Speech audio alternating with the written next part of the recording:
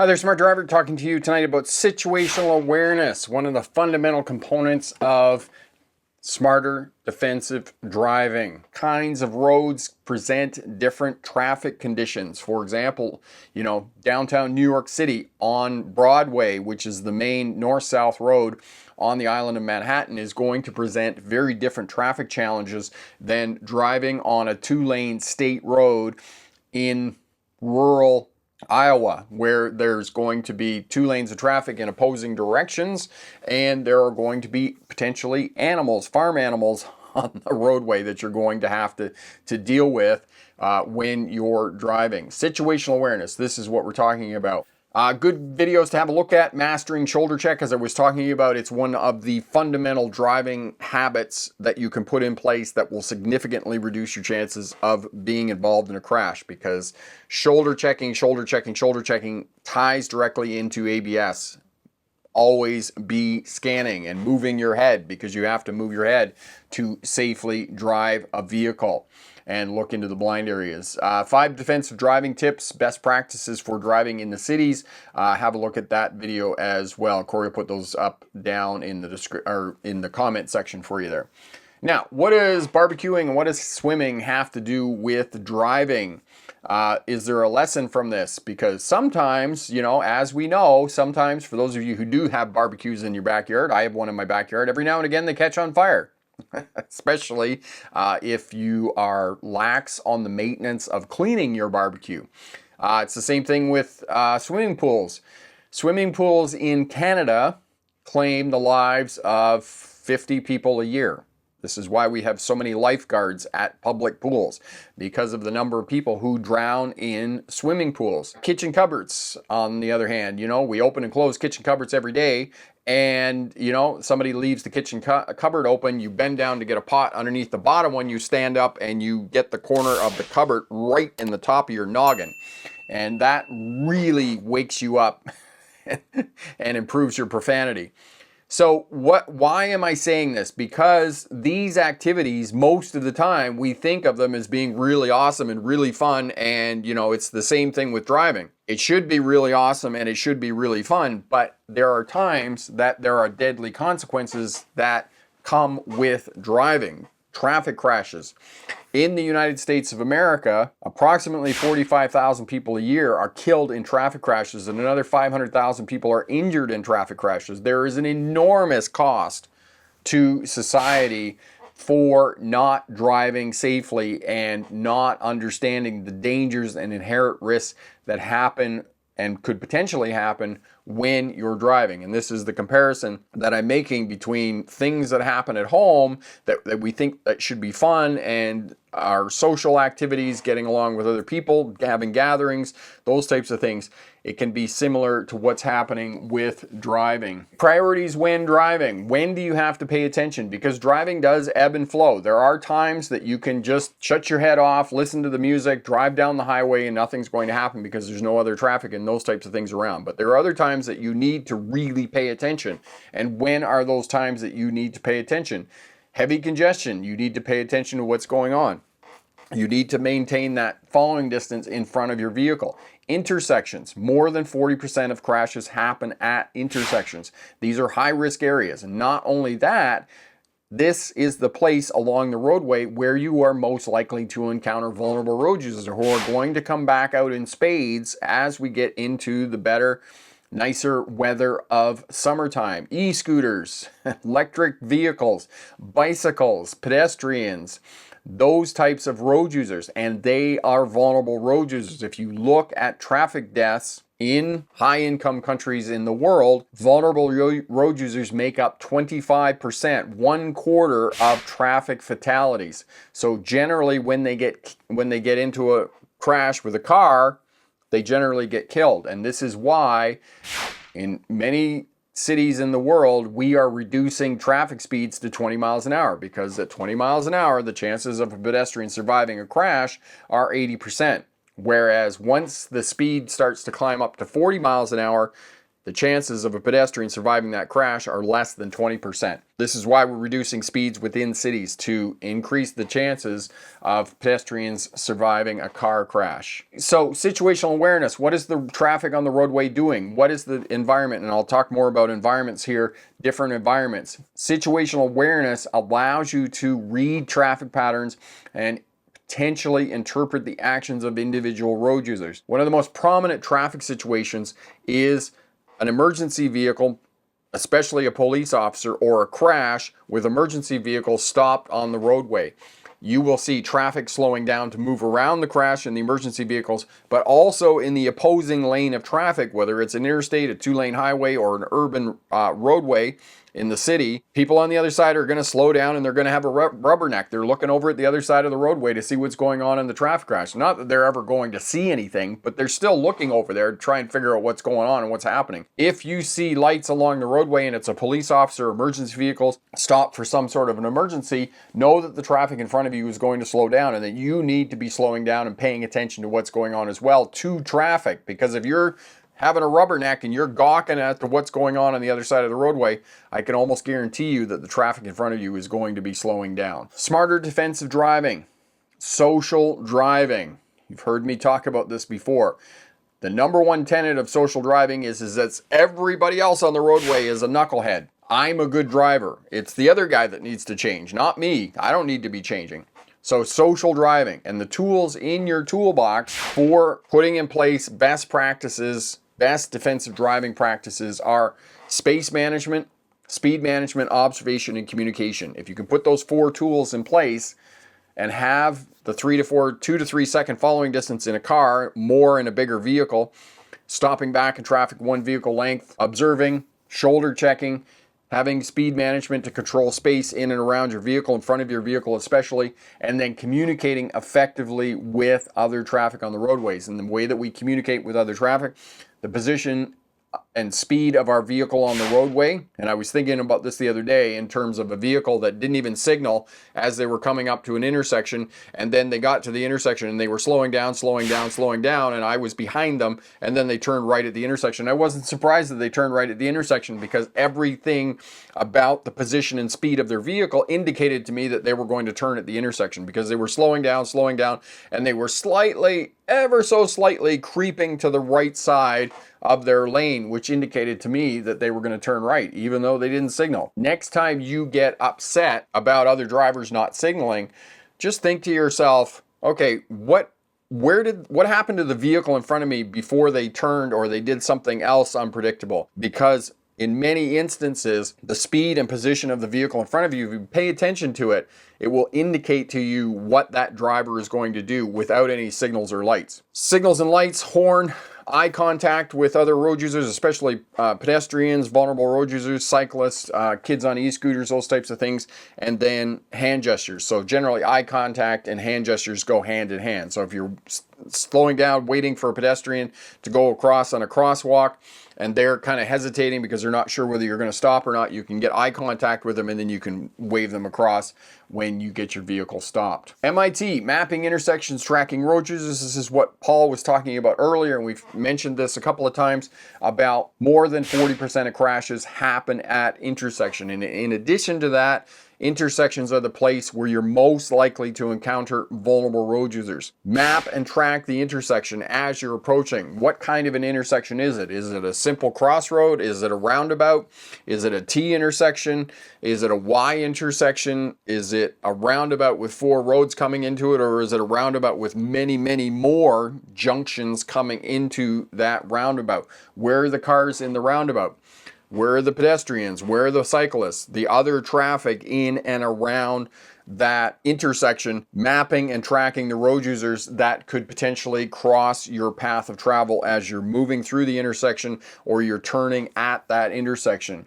Are you alert to any changes that are going to happen? Somebody was talking to me a couple of weeks ago. They were in the roundabout. They got sideswiped in the roundabout, and they're like, well, I had no idea where that person came from. Of course, I don't say anything unless I'm asked my opinion about these types of things, but there's only 4 points. There's only 4 places that somebody could come into an intersection. So I'm always a bit confused and don't understand when people say to me, I don't know where they came from. Well, there's only 4 points on a roundabout. How do you not, like, did you not scan and map those 4 points on the roundabout before you went in? Didn't make any sense to me. Traffic is moving in a counterclockwise direction for those of us who drive on the right. So there's only 4 points that cars are coming into the roundabout. Did you not map and track the cars at the roundabout?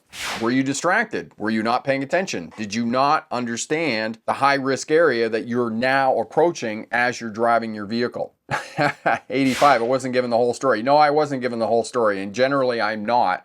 As a traffic safety expert, I'm generally not given the whole story. You're absolutely right. Okay, where am I sitting in traffic, driving on the highway? Am I passing?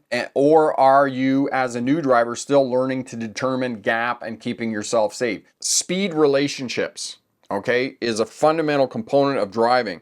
And I've never seen it talked about in driver education or engineering. But we know when we're driving along a highway, for example, and we look in our rearview mirror, we can see a car coming up behind us. We know that that car is going faster than us.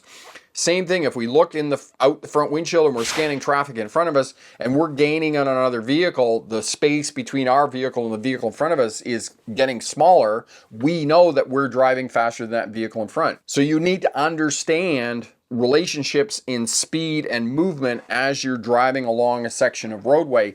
And by understanding those relationships and speed, you can anticipate your movement and respond accordingly to changing traffic conditions. So when I'm talking about changing traffic conditions, I'm not just talking about approaching an intersection and somebody in front of you is making a right turn. I'm also talking about you responding to changes in speed as you're moving along a highway.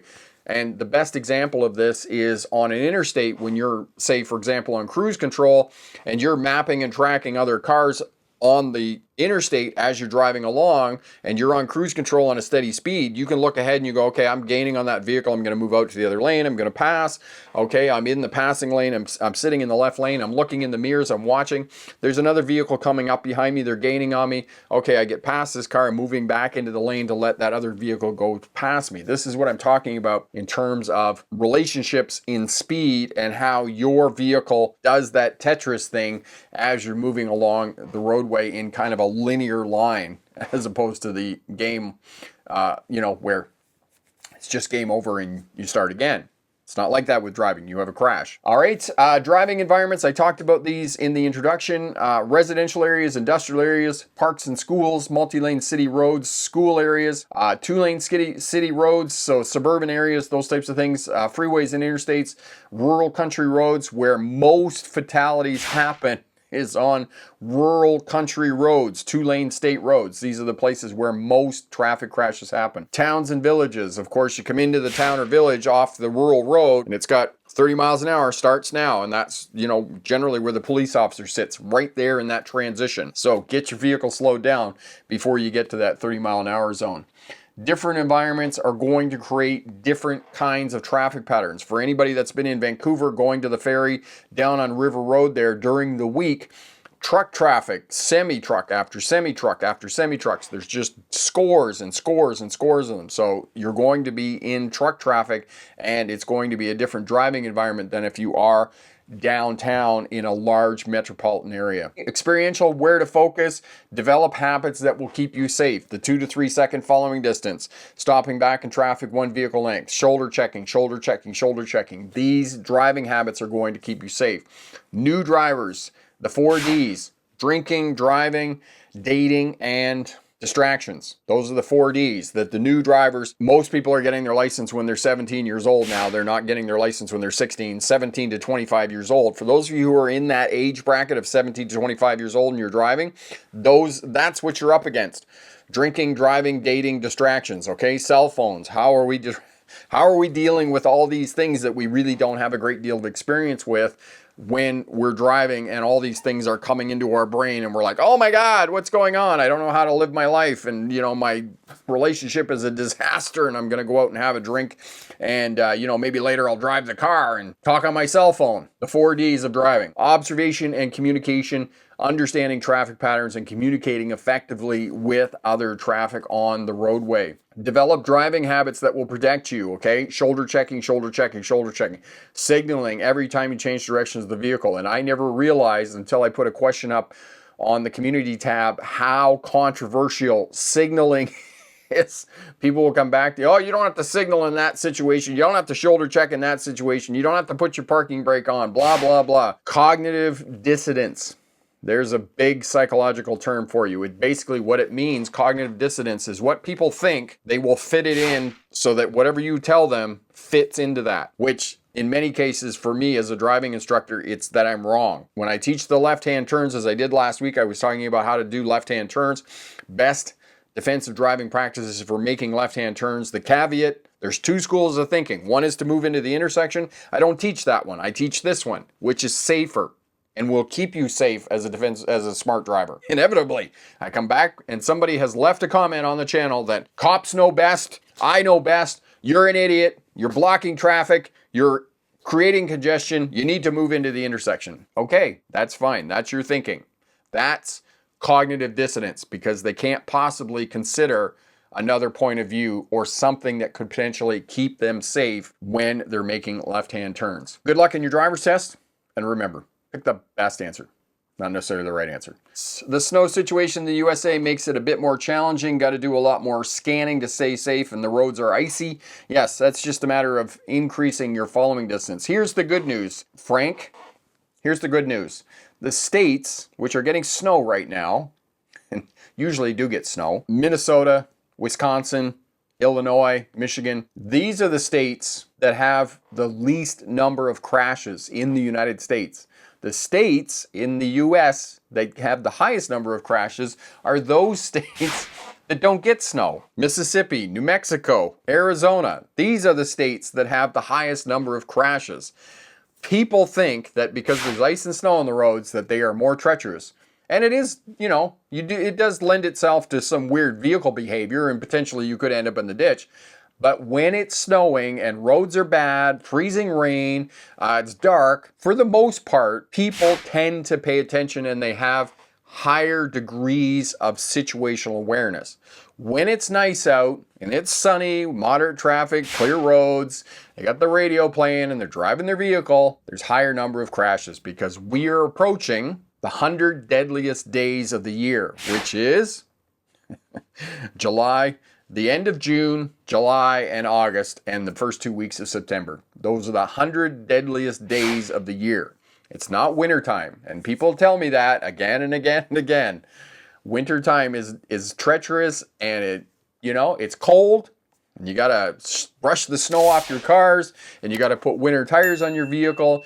But if you implement some decent driving skills, you're going to be just fine in the wintertime. And this is the other reason that I encourage new drivers to take your test in the wintertime because it's safer in the wintertime because other drivers are paying attention to what's going on. Whereas in the summertime, they're not because they don't have situational awareness because they think everything is fine and they're not in tune with the amount of risk that goes on our roadways. 85, or what we were talking about earlier in terms of big semi-trucks merging out onto the highways and the roadways and those types of things. And it all comes back to, right, you can be right or you can be dead right.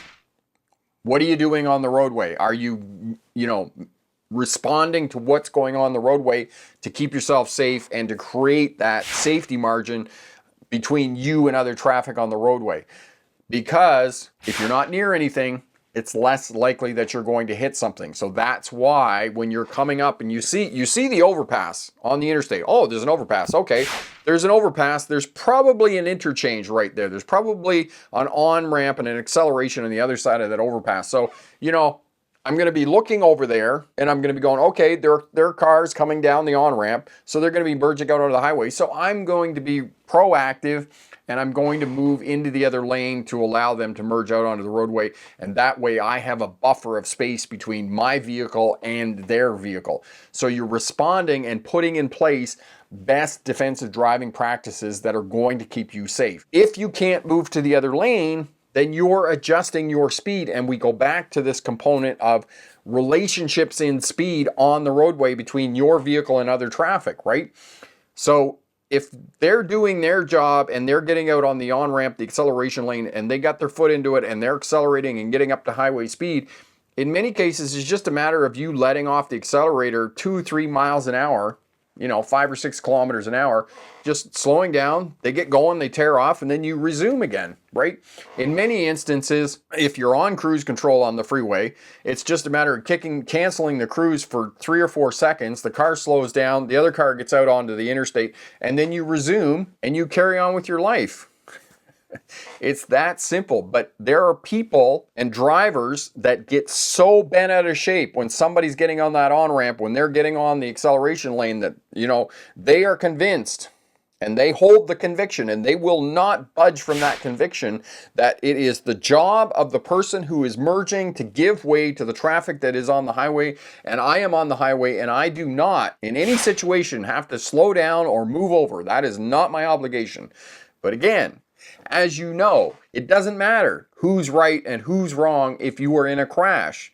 If you are in a crash, hopefully you don't die, hopefully you don't get injured, hopefully you don't sustain soft tissue damage that is going to plague you for years and years and years.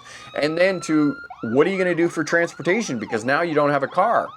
Now you have to find another vehicle, right? Because you've wrecked your vehicle. They towed it away. So the inconvenience, the cost, the time involved, when all you had to do was let your foot off the throttle and let them go and have their crash somewhere else. And it's not even letting them go and have their crash somewhere else. I mean, it's an interstate, it's a freeway. Just slow down a little bit. 85, people don't have common courtesy anymore. Most of the time, you're absolutely right. Paul, in Toronto and Guelph, there are crashes when drivers are on exit ramps, and when turning on the ramps, those drivers veer off the ramp and crash their car on an intersecting freeway because of snow. It's not because of snow, Paul. It's not because of snow. And nobody ever in my world gets a pass because it was snow or ice.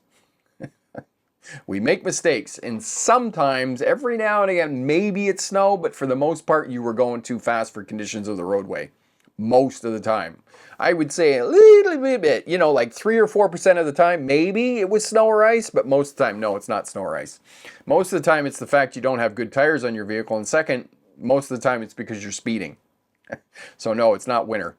Epic. Additionally, in parts of the East Coast, you actually have left lane on-ramps, highways to another service area located on the median. These are also risky maneuvers, unlike the ones on the right. They can be epic, and I have seen horrific crashes on, X, the social media platform socially known as Twitter, where there's a very famous one with the 2 tractor trailers, and there's a tractor trailer in the left lane and there's one in the right lane, and the one in the left lane is passing and gaining on the one in the right, and there's a merge lane from the left, and the pickup truck comes in, and I don't know what the truck driver was looking at, because it's like you just look out the window and you go, oh hey, there's a pickup truck merging onto the highway, maybe I should let off a little bit. And the pickup, the guy just runs over the pickup truck. And so yes, they're there, and again, it's infrastructure. You're right. It's not something that we expect. For those of us in North America, we expect on-ramps and exit ramps on interstates and freeways to be on the right. But every now and again, they are on the left. That is situational awareness that has failed.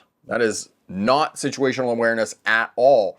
Because when you're driving along the interstate, there are all kinds of signs that give you notice of what's going on and how the roadway is changing. Not to mention, in addition to the traffic signs that are telling you what's going on with the roadway, there's also infrastructure, lane markings. You can see the lane markings. The lane markings change as you come up, because now, instead of a solid fog line, you now have continuity lines, which are half as long and twice as wide as normal road markings. And those indicate to you that the lane you're in is either going to exit or end. So you look over there and you see the vehicle and you're like, oh, wait a minute, they're in a lane, there's a continuity lines, their lane is either going to exit or end. So I need to help them out and do something. Situational awareness. You need to be paying attention to the traffic signs, the traffic, and the infrastructure on the roadways to understand traffic patterns and what potentially could happen in the traffic situation in which you find yourself on that section of roadway. Thank you so much for everybody for being part of the Smart Driver community. Thank you so much for your questions. Awesome. If you have questions, you're watching now or you're watching in the replay, leave me a comment down in the comment section and try to check those most days. All the best, and remember, pick the best answer, not necessarily the right answer. Have a great night.